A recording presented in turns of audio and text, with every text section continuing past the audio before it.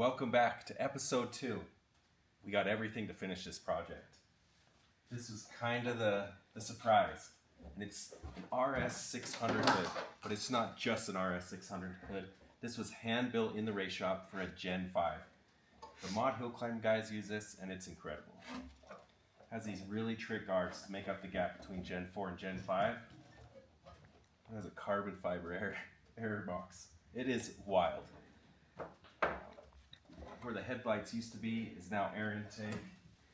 It also has this 3D printed air box that goes right on the turbo.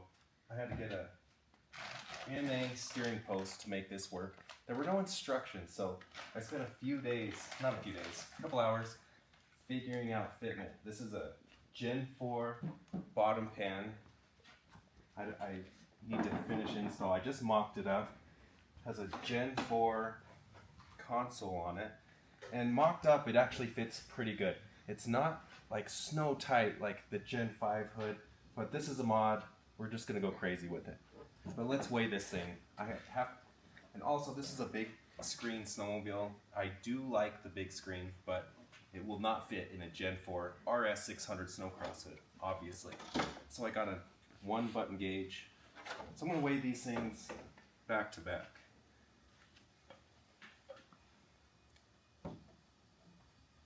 And this is 4.6 pounds with the air box, with the gauge installed.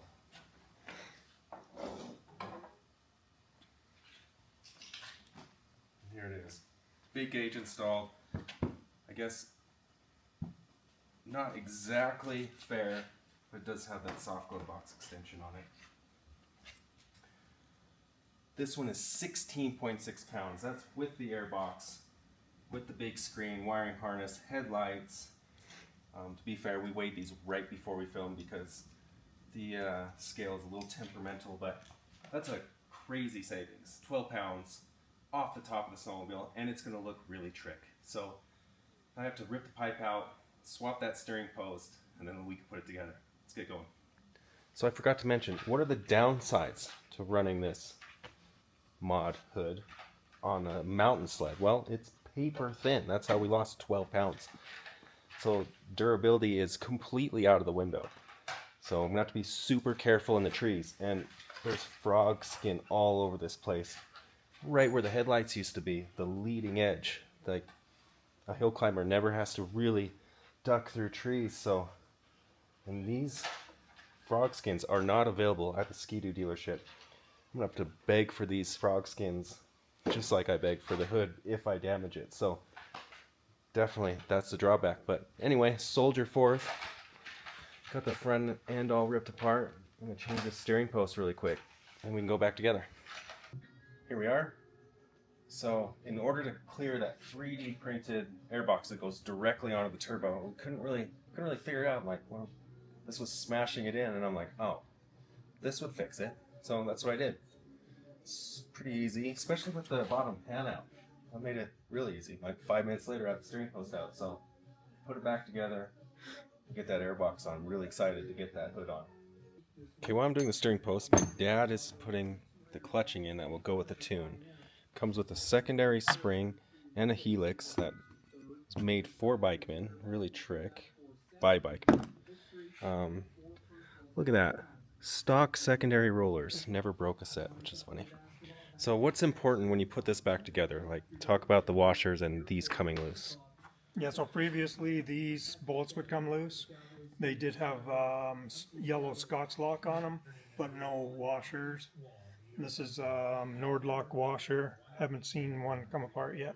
They actually snap apart, kind of difficult when you go to take them apart now, so I use a little heat. But this is what you need if you're upgrading an older sled. Make sure you get some of these washers.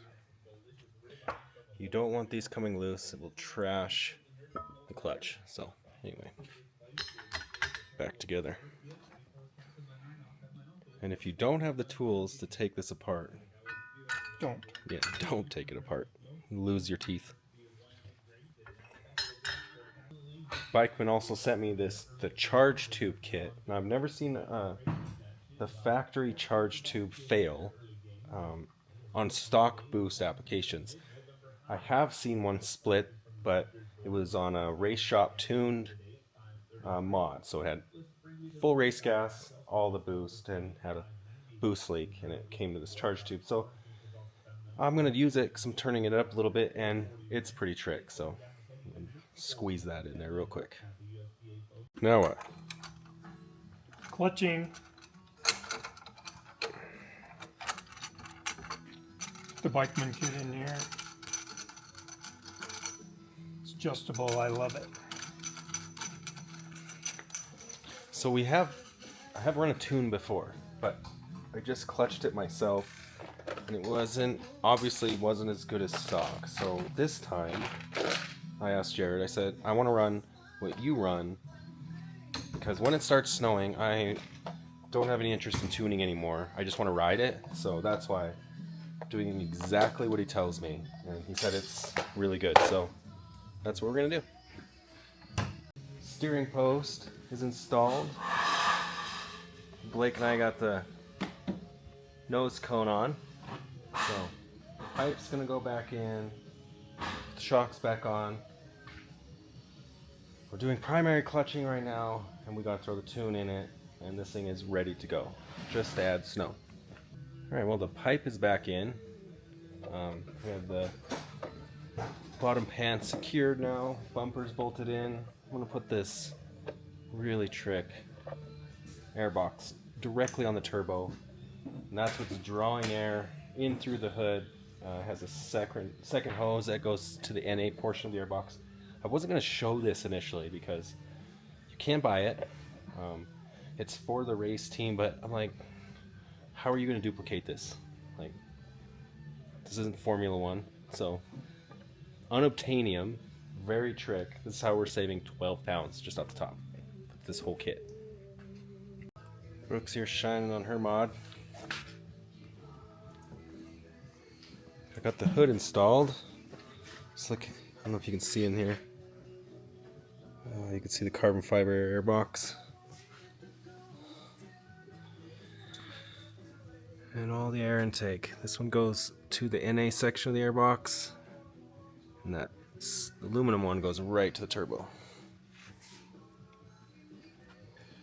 My dad just got done putting the Bikeman sniper weights in and the Bikeman secondary helix. I'm going to torque the primary back on.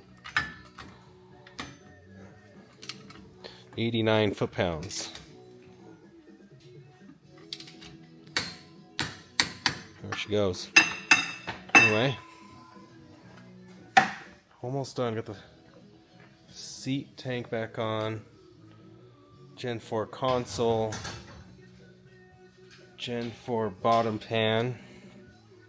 And the NA steering post. And you can even see the coolant reservoir in there. Man, I don't know if you can see it on video, but the carbon fiber really shines through those frog skins. So the only thing left to do is flash the tune into it at this point. Put the front shocks back on, set it on the ground. We are going to take a final weight at some point. This thing's going to be really fun to ride. Here, we keep on moving here. Alright, I'll save you the suspense of running the scale again, but we did weigh them. The 25 KYB Pro 36s versus these Fox Float Air, again handmade by Tom Dines, their rifle board. So the little quick acting top of the stroke works really good with this rifle bore, but they're a pound lighter, which is pretty significant. I have no idea about the rear because they're already installed, but I'm assuming a little bit lighter than the stock shocks. The wiring harness and the ECM for the IQS adds a little bit, but even then I bet we're a little bit lighter than the stock shocks, and we have the adjustability from the handlebars.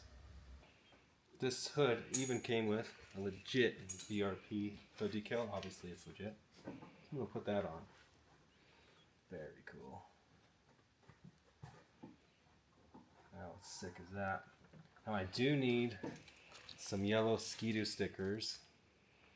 So I can't remember what model came with the yellow Ski-Doo sticker. So if you know, put it in the comments below, because that's one thing we have left to do is yellow Ski-Doo sticker, and this thing is complete.